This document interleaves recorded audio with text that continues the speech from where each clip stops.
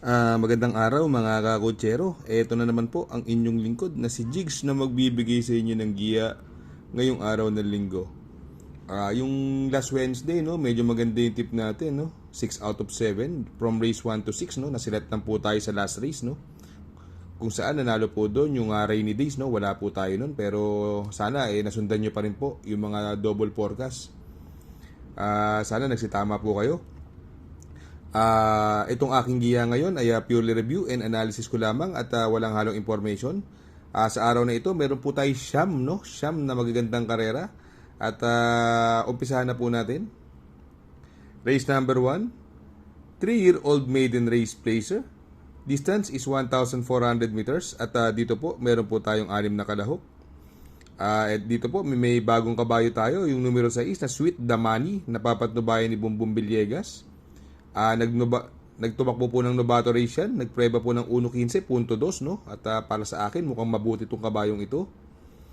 Ang pwedeng magbigay ng magandang laban dyan, yung numero 3 na si Confidence Game, no? Si Confidence Game, although pangit yung tinakbo niya nung kanyang unang barrier, 1.20 lang, pero sa tingin ko hindi naman pwersado yun. Pero nung tumakbo po siya ng kanyang unang maiden race, dumating po na pang-apat yan, no? Mukhang meron yan, Confidence Game, no? Kaya dito sa race number 1, no, para sa akin, no, magdadalawa po ako dyan. Doon ako sa numero 6, Sweet Damani.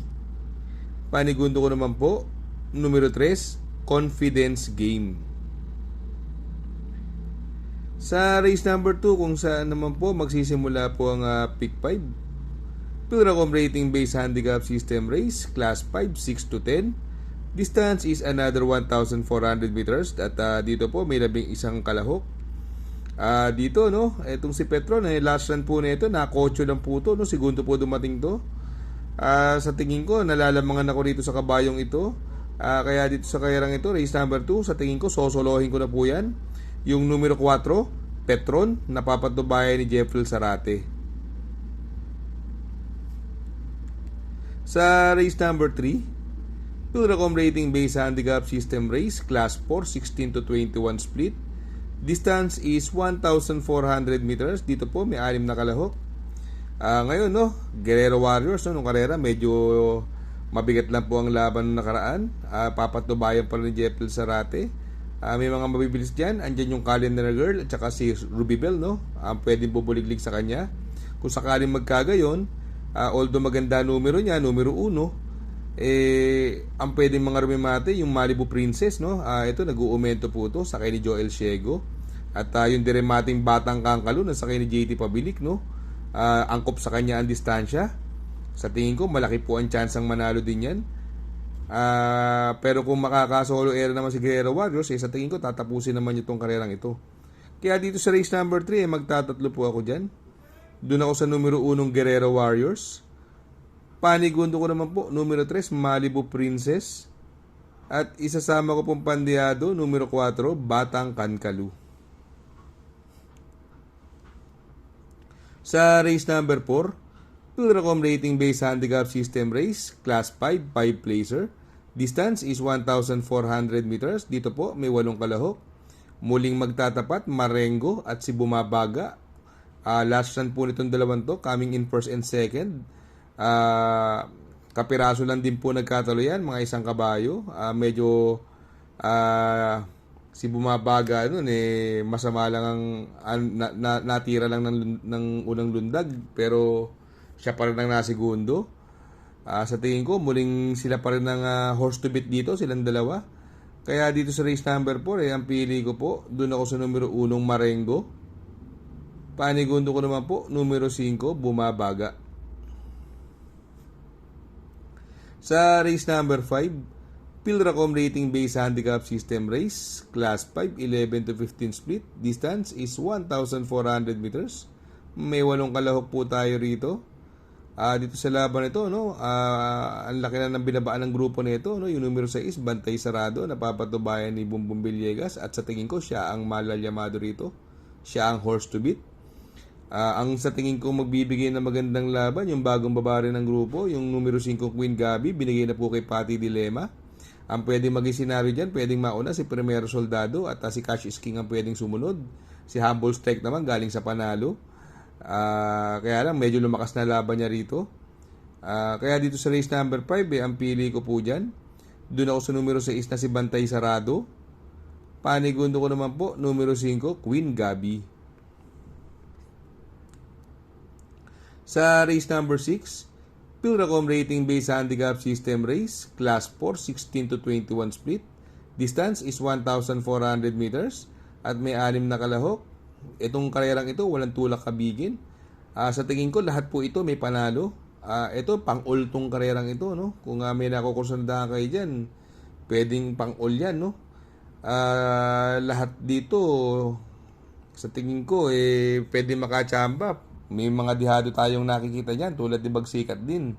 Backpage, no? Pero ang tingin ko malalamado dyan, yung Tugatog, Watchbell, at si Work From Home, no? Kaya tulad na sinabi ko, ito, pagalingan nila ng pagandahan nila ng gising. At bali-balita lang po sa sagigilid. Ang napupusuan ko po rito sa karerang ito, doon ako sa numero 2, Tugatog. Panigundo ko naman po, numero 4, Backpage. At isasama ko pong pandiyado, numero 1, Bagsikat din. Sa race number 7, Pilracom rating based handicap system race, class 4, 28 to 33. Distance is 1,400 meters at dito po may 8 kalahok. Ito, matutunghayan natin ang nagbabalik. First leg triple crown winner, numero 6, Ghost, no? Sakay ni Jan Alvin. Nag-barrier na karaan niya, no? Maganda na ang tinakbo na karaan. Nag-1.13.2. Sa tingin ko, nagpagpag lang ng kalawang ito. Ang tingin ko magbibigay ng magandang laban, yung numero 8 imported, This Old Heart of Mine, no? Nag-barrier po ito na karaan. Nasigundo po siya kay Morally. Si Morally po nag-1.25, siya po naman ay nag-1.26, no? Sakay ni Onyok Garcia. Yan po ang mahigpit na makakalaban yan. At ito naman ang galing sa lutsahan nakaraan, no? Antibay, natalo yung outstanding, no? Natalo yung mega outstanding nakaraan, no? Hindi pinaporma ni Sandigan, no? Dumating pa rin si Sandigan na segundo, no? Sakay ni Charles Reyes, no? At sa tingin ko malaki rin ang chance niya rito. Kaya dito sa race number 7, magtatatlo po ako dyan. Doon po ako sa nagbabalik, numero 6, Ghost.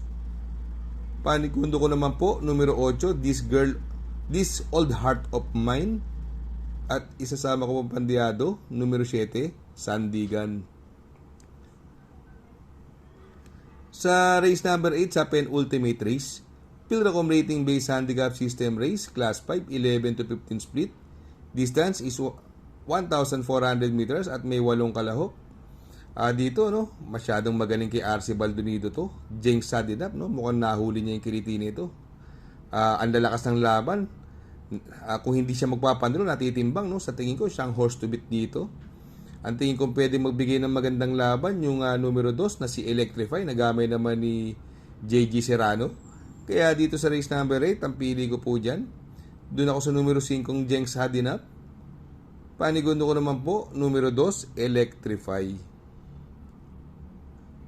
Sa race number 9, sa last and final race, Pilracom rating based handicap system race, class 4, 22 to 27.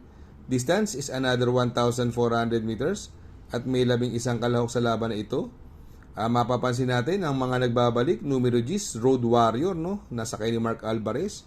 Nanalo po yan ng sweepstakes race. Sobrang layong nanalo ng sweepstakes race yan. Nag-1.27 po siya ron at nakapigil po yan. Ang laking kabayo. Molang-mola. Road Warrior, no? At ito naman si Over Assuming, bago magbakasyon, nanalo pong dihado yan. Sakay ni John Paul Guse. Ang impresibo rin po ang panalo niya ni Over Assuming. Sa tingin ko, parehas malaki panalo niyan, yung dalawang kabayong yan. At sa tingin ko, pwedeng malyamado dyan, no? Yung mga kabayong Top Grosser, Full Combat Order, at si Hakim, no? Yan, Senyorita, yung apat na yan. Dahil ito si Senyorita, pwedeng mauna yan, no? Pero itong karerang ito, no? Since sa tingin ko na naman ay anybody's race at paratingan, kung may napupusuan kayo, piliin nyo. Ang pili ko po dyan para sa akin, no? Masyadong nagalingan ako sa sweepstakes nito. Numero 10, Road Warrior. Panigundo ko naman po, numero 7, Hakim. At isasama ko pong pandiyado, numero 11, Over Assuming. Shoutout nga pala kay Sir Pax ng Barkadahan OTV. Located po siya sa 1139 New Antipolo Street, Corner Vargas. Malapit lang po sa Abad Santos, yung bagong ginawang tulay. Very convenient and attentive po ang mga tao. Pwede po kayong mag-EB at party while betting on racing. Baka magawi kayo dyan sa Herrera, Corner Oroqueta. Andyan po ang Pipay's Halo-Halo. Ang isa sa pinakamasarap na halo-halo at homemade lahat ng ingredients po dyan, Ultimo Ice Cream. Tabi lang po yan ng Pares at tatapat po ng Kapihan. Shout out kay Sir Arnel Mendoza. Please support his channel. Shout out po Sir Arnel Mendoza. Good luck mga kakutsero. Sana po matapat ang ating giya at yung mga nakasunod, sana po ay magsitama po kayo. Ako yung makikiusap lamang at makikisuyo sa inyo na please like, share, subscribe, and hit the notification bell para update kayo sa aking mga giya. Good luck po and happy racing!